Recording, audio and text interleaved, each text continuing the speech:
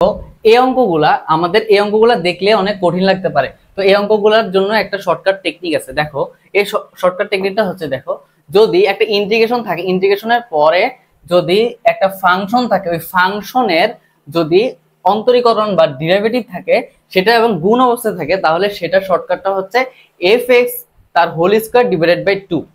তো চলো দেখি একটা অঙ্ক করে দেখি, আগের এই অঙ্কটাই করে দেখি। দেখো এখানে কি বলছে যে, এখানে দেখো tan inverse x divide by 1 plus x square. তাহলে এখানে দেখো যদি আমি আলাদা করে লিখি তাহলে এটাকে এভাবে লিখতে পারবো না যে tan inverse x into 1 divided by 1 plus x square. এটা তো আমি লিখতেই পারবো, তাই না? দেখো তার মানে কি, দেখো দুইটা ফাংশন আছে, এই ফাংশনের মধ্যে আমি যদি এইটাকে tan ইনভার্স x কে যদি আমি অন্তরীকরণ করি তাহলে বলো তো কোনটা আসবে? অবশ্যই এটা আসবে না, এটা আসবে।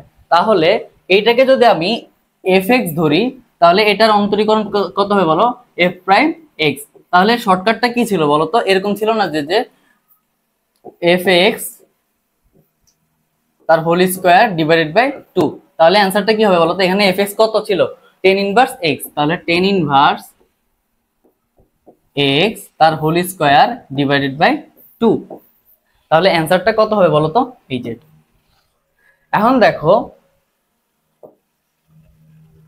এই অঙ্কটাই জাস্ট আমরা একটা লিমিট দিয়ে যদি করি, দেখো tan inverse 1 plus x square, এটাকে জাস্ট একটা লিমিট বসাই দিই।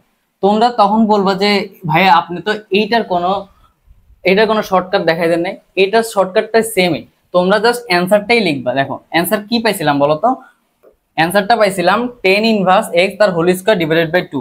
তো অ্যানসারটা লিখি, দেখো tan ইনভার্স x তার হোল স্কয়ার ডিভাইডেড বাই 2। তোমরা জাস্ট এটার লিমিটটা বসাই দিবা, এটা লিমিট বসানোর পর যে অ্যানসারটা আসবে সেটাই হচ্ছে তোমার অ্যানসার। ঠিক আছে?